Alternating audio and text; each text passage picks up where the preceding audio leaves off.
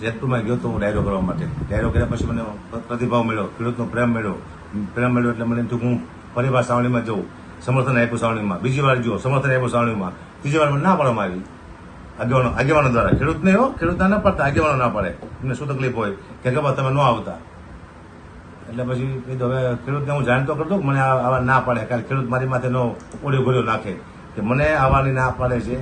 જેતપુરમાં ના પાડવાનું કારણ ખબર નથી પડતી શું કારણ છે. ના પાડે છે કંઈક તો કારણ છે જ તે, કારણ કે મિટિંગ કરે છે એટલે કે તમને ના પાડી છે. મિટિંગ તો જાહેરમાં થવી જોઈએ, બધા ખેડૂત સાંભળીને થવી જોઈએ, લાઈવ થવી જોઈએ મિટિંગ, ને વિડીયો ચાલવો હોવો જોઈએ લાઈવ.